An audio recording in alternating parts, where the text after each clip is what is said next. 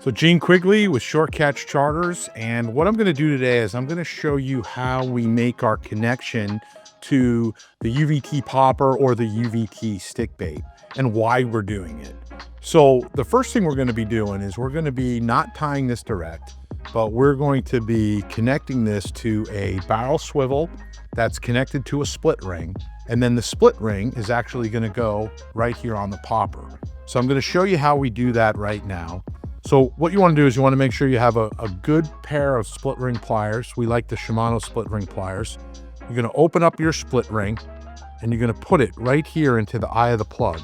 And once it's connected, you're going to turn it and you're going to actually use the split ring pliers to get yourself where you have the split ring completely on.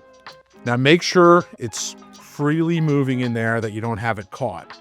So as you can see here, now you have the split ring and you've got the barrel swivel. So once you have the split ring and the barrel swivel on, right, you're going to tie your leader. But before we do that, let's just talk a little bit about the terminal tackle that we're using. So for the barrel swivel, you want a good ball bearing barrel swivel like a BKK, and you generally are going to use something that's pretty strong, because if you're running into really big fish, you want to have something in the 280 to kind of 330 range on that. Same thing with the barrel swivel and the split ring. So the split ring should also be upwards of 280 pounds as far as breaking strength. All right, so we've got that on there. Now, there's two reasons why we're doing this type of connection. The first is to eliminate line twist as much as we can. If you're tying direct to here and you hook a fish that's swimming around, a lot of times you're going to get line twist, and that's going to weaken the line a great deal, and you run the risk of breaking the line.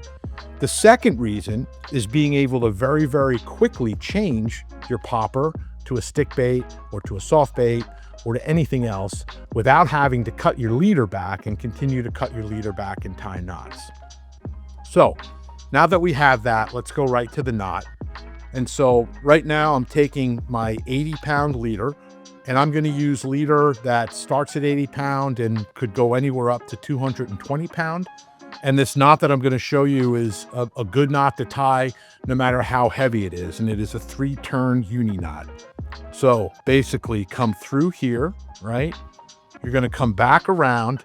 Make sure you give yourself a good 8 to 10 inches so you can make a clean loop to come back to perform the uni knot. So once you come back, you're going to make basically a turn here, and you're going to wrap 3 times around the line. Okay, once you go 3 times, you're going to very slowly pull it tight. And before it gets too tight, what I'm going to do is I'm going to wet the knot. I like to wet the knot and then the entire leader. So when I pull hard on this knot, it's not going to crinkle up and it's going to move down nice and smooth. So the other thing to remember is I like to put the barrel swivel and the split ring on the plug before I pull the knot, because it gives my hand something to hold on to get this really, really tight as I'm pulling down. So as we pull down and get closer, now what I'm going to do is I'm going to take the tag end and I'm going to put it in my teeth. I'm going to pull with both ends.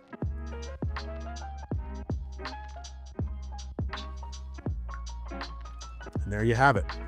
Got your connection to your popper. You now are eliminating line twist, and you can cleanly, effectively, and quickly make a change to a stick bait or another type of popper.